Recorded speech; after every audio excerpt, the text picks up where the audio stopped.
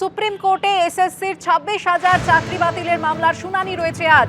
শুনানি হবে সুপ্রিম কোর্টের প্রধান বিচারপতি সঞ্জীব খান্না এবং বিচারপতি সঞ্জয় কুমারের বেঞ্চে।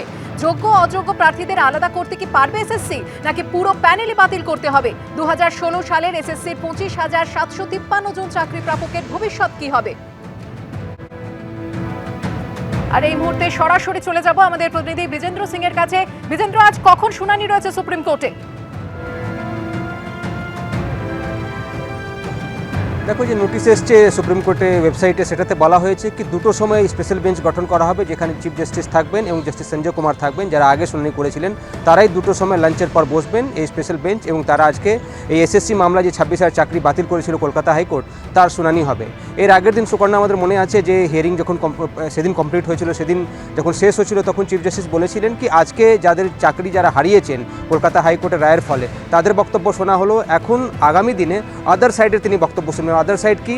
আদার সাইড হচ্ছে সিবিআই, এসএসসি, রাজ্য সরকার, বিশেষ করে এই তিনটে পক্ষ রয়েছে। তার সঙ্গে সঙ্গে যারা মূল মামলাকারী কলকাতা হাইকোর্টে ছিলেন, তাদের বক্তব্য আজকে সুপ্রিম কোর্ট শুনবে 2টো থেকে যখন হিয়ারিং স্টার্ট হবে। এবং সবথেকে বড় প্রশ্ন যেটা এর আগের দিন সুপ্রিম কোর্ট রেখেছিল সুকর্ণা, সেটা তো এটাই ছিল কি টেন্টেড এবং আনটেন্টেড, দাগি এবং অদাগি, বা স্বচ্ছভাবে যারা চাকরি পেয়েছেন এবং অস্বচ্ছভাবে যারা চাকরি পেয়েছেন, তাদেরকে ডিফারেন্সিয়েট করা সম্ভব কি সম্ভব না। আজকে সবথেকে গুরুত্বপূর্ণ হতে চলেছে, বিশেষ করে যদি সিবিআই তাদের আজকে রিপোর্ট দেয় কি এটা সম্ভব কি সম্ভব না, কোন কোন প্যারামিটার সেটা সম্ভব। রাজ্য সরকারের বক্তব্য এর আগেও আমরা শুনেছি সুকর্ণা, যখন প্রাক্তন চিফ জাস্টিসের বেঞ্চে যখন হিয়ারিং হয়েছিল, তখন রাজ্য সরকার সওয়াল করেছিল কি 26,000 চাকরিকে একসঙ্গে বাতিল করা ঠিক হবে না, যেহেতু অনেকে টিচার 4-5 বছর চাকরি করছেন, তারা পড়াচ্ছেন, তারা অনেকে সিনিয়র টিচার হয়ে গেছেন।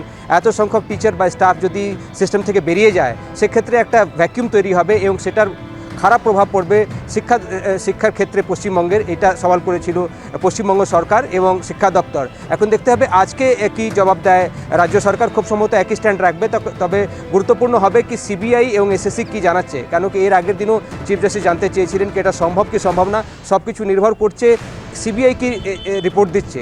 রাজ্য সরকারও বলেছিল কি এসএসসির কাছে যে কিছু ইনফরমেশন রয়েছে এবং সিবিআই কিছু তদন্ত করছে, সেটাতে মনে করা হচ্ছিল সেই সময় যখন এর আগে হিয়ারিংগুলো হয়েছে, সেটা থেকে 8,400 কাছাকাছি তারা আইডেন্টিফাই করতে পেরেছিলেন যারা অস্বচ্ছভাবে বা যারা ম্যানিপুলেট করে চাকরি পেয়েছেন।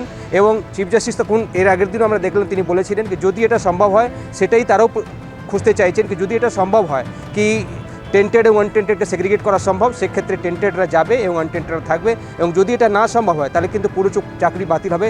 এটাও চিফ জাস্টিস এর আগের হিয়ারিংগুলোতে বলেছিলেন। এবং লার্জার ইন্টারেস্টের কথা বারবার উঠে আসছিল কি যদি মেজরিটি স্বচ্ছ রয়েছেন, সেক্ষেত্রে মাইনরিটির জন্য মেজরিটিকে কেন হ্যাম্পার করতে হবে। এই কথাগুলো আমরা সুপ্রিম কোর্টে এর আগের দিন শুনেছিলাম। এখন দেখতে হবে সুকর্ণা, 2টো সময় হিয়ারিং হবে, যেহেতু যে নোটিশ এসেছে সেটাতে বলা হয়েছে কি স্পেশাল বেঞ্চ গঠন করা হবে, যেহেতু যে সকালে 10:30টায় বেঞ্চ বসেছে সেটা হলো 3 জজের বেঞ্চ, অর্থাৎ চিফ জাস্টিস রয়েছেন, জাস্টিস বিশ্বনাথন রয়েছেন এবং জাস্টিস সঞ্জয় কুমার রয়েছেন। এর আগের হিয়ারিংগুলো 2টো জজের বেঞ্চ করেছিল, চিফ জাস্টিসের সঙ্গে ছিলেন জাস্টিস সঞ্জয় কুমার।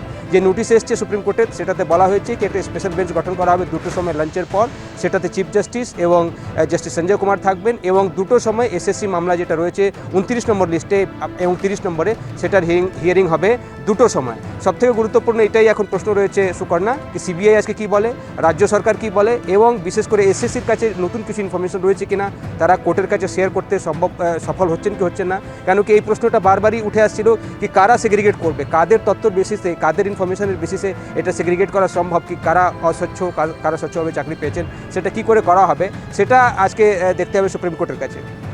ধন্যবাদ বিজেন্দ্র।